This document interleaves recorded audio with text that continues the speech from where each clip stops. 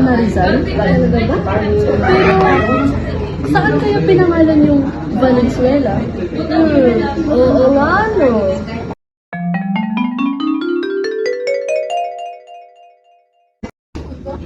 Alam ko na. Tara, hanapin natin si Dr. Pio Valenzuela.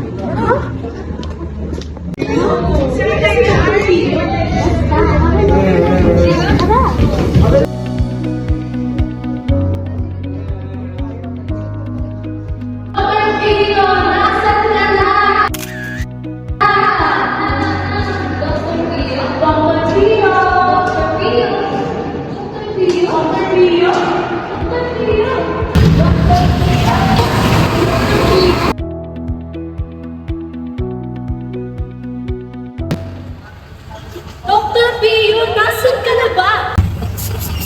Gandang umaga sa inyo mga bata. Nandito lang ako. Bakit nyo kayo hinahanap? Dr. Pio? Siyang tunay, siyang tunay. Halika, gusto nyo pa ang makilala? Pumunta tayo doon sa McDo.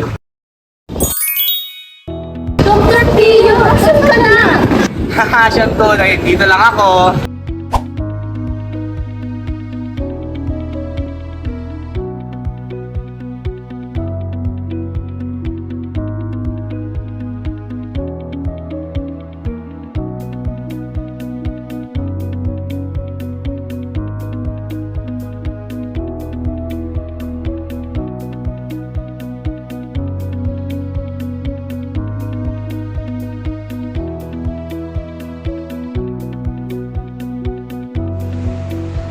Noong July 21, 1960, pinirmahan ng dating Pangulong Diosdado Macapagal ang Executive Order No. 401 na bumubuo sa municipality ng Valenzuela bilang pagpupugay kay Dr. Pio Valenzuela.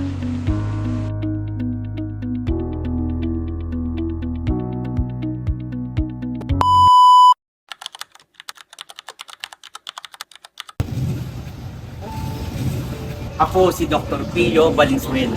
Ako ay kinilala bilang dakilang anak ng Pulo na bahagi ng lalawigan ng Bulacan. Ako ay isang katipunero na naging leader ng katipunan. Naninilbihan din ako bilang politika at doktor. Ako ay naging municipal presidente dito sa Pulo. Naninilbihan ako ng 2 taon noong 1899 hanggang 1910. Isa ako sa naging bayani ng ating bayan.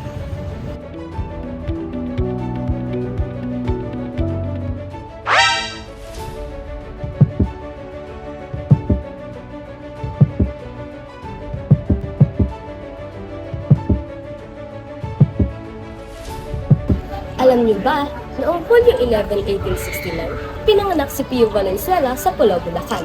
Ika-4 siya sa 5 anak ni na Francisco Valenzuela na nanilbihan bilang gobernadorcilyo ng Pulau ng 3 termino at Lorenzo Alejandrino. Noong 1888 naman, siya ay nag-aral ng medisina. Nang makapagtapos ng Bachelor of Arts sa Colegio de San Juan de Letran, nag-aral ng medisina si Pio sa Universidad de Santo Tomas. Noong Hulyo 15, 1893 naman, siya ay naging kasama ng katipunan. As a student of medicine, Pio joined the kataas-taasan kagalang-galang na katipunan ng mga anak ng bayan or the Katipunan, a week after it was founded by Andres Bonifacio in the wake of Jose Rizal's arrest. He adopted the nom de guerre Dimas Ayala. Noong Disyembre 24, 1895 naman, nahalal siyang opisyal ng katipunan. Inihalal si Pio bilang kataas-taasang taginsig ng katipunan, kasama ni Andres Bonifacio at Emilio Jacinto. Naging bahagi rin siya ng sangguniang lihim ng kapangyarihang lupon ng katipunan na nagpapataw ng kaparusahan sa sinumang lumabag sa kanilang mga altuturin. Noong Mayo 1896, napili siyang emisaryo ng katipunan kay Rizal sa Dapitan. Habang nakasakay sa maliliit na bangka, nagpulong ang mga pinuno ng katipunan sa ilog Bitukang Manok sa Ugong Pasig.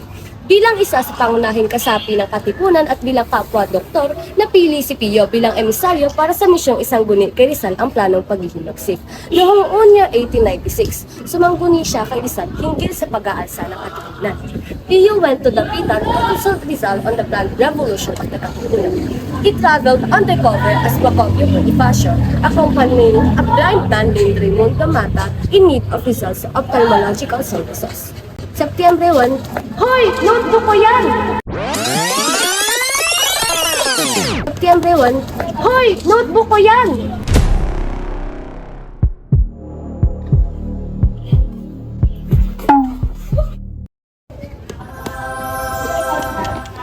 Okay, balik tayo. Setyembre 1, 1896, sumuko siya at inaresto ng pamahalaang Espanyol.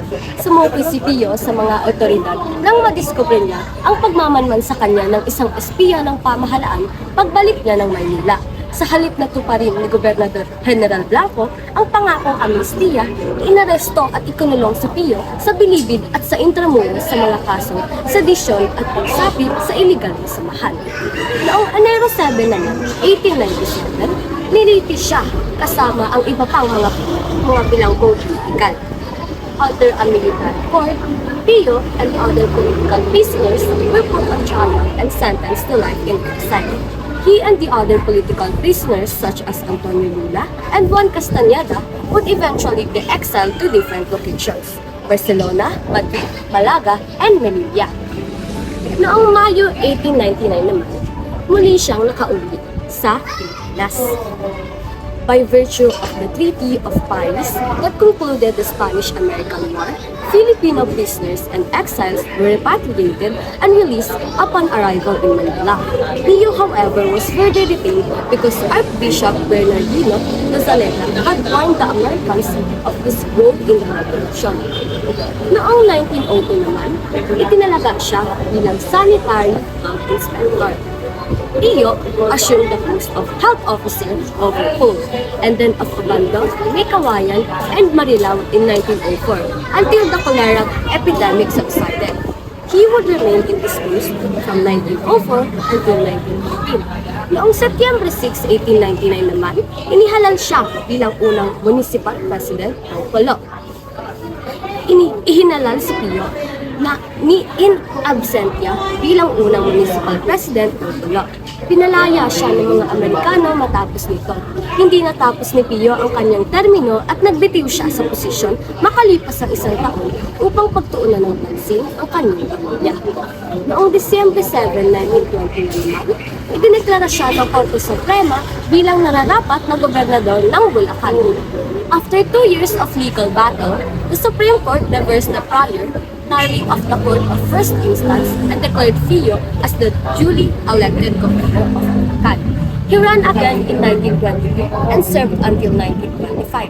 He governed with unshakable integrity and an unrelenting anti-vice campaign.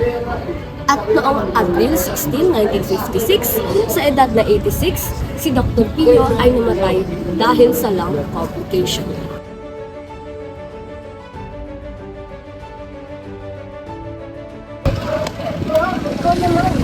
Sa bahay museo ni Dr. Pio Valenzuela sa Valenzuela City, makikita ang mga personal na gamit, kasangkapan at mga memorabilia na naglalarawan sa kanyang buhay bilang doktor, katipunero, politika at bayani.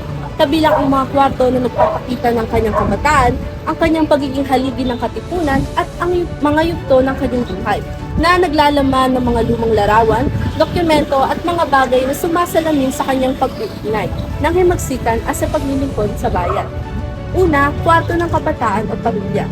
Mga gamit noong siya ay bata pa, mga kasangkapan sa bahay at mga personal na bagay ng pamilya Valenzuela, bahagi ng katipunan.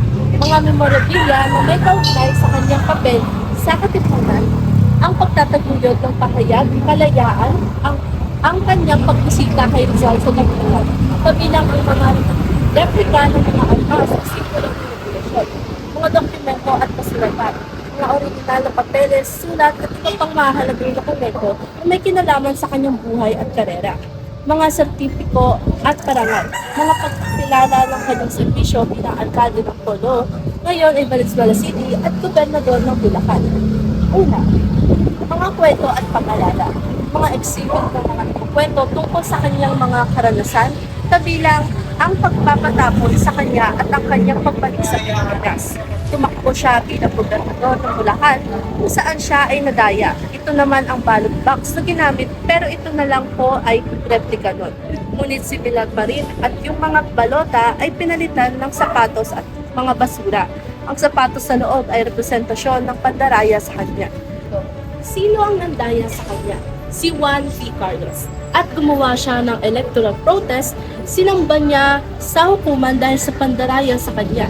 2 taon bago siya sabihin na siya ay nanalo sa pagiging gobernador noong 1920. Dahil napatunayan na siya nanalo talaga, siya ang umupo bilang gobernador. At ito naman po yung balota na ginamit noong 1920. At nung nanalo na po siya at ito yung governor's table, representasyon na lang ito ng kanyang table, hindi na original. Library. Ito naman po ang representasyon niya sa pagiging doktor at nung panahon ng Amerikano. Kinuha siya bilang health officer dahil sa kumakalat na sakit ng cholera dahil siya ay general physician. Picture frame. Inaward bilang Family of the Year noong December 5, 1952. Ang museo ay mayroong 4 na bahagi. Una narito ang Balangkas ng Buhay Katipunan, kung saan tumututok ito sa personal na buhay ni Dr. Pio Valenzuela. Sumunod ang Haligi ng Katipunan. Tumutukoy sa kanyang papel sa Rebolusyon at Katipunan. Pangatlo ang Guho at Gunita. Tumututok sa mga pangyayari sa Valenzuela City noong ikalawang digmaang pandaigdig. Ang huli naman ay Muhon ng Bayan. Tumututok sa mga nagawa ni Dr. Pio Valenzuela sa ating bayan.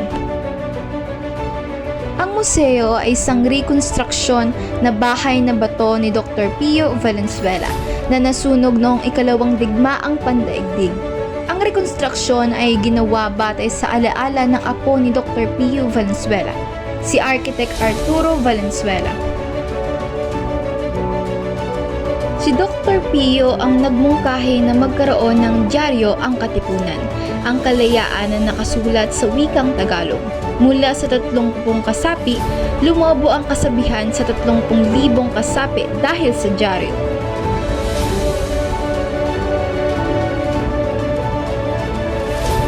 Ang Valenzuela ay tinawag na polo o sa Tagalog term pulo na ang ibig sabihin ay isla dahil sa ilog na nakapaligid nito.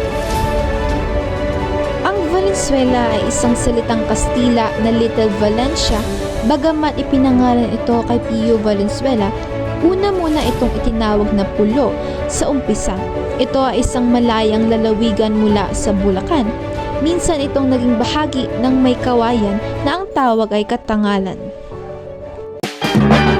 One is the loneliest number that you'll ever do. Two can be as bad as one. It's the loneliest number since the number one. One is the loneliest number that you'll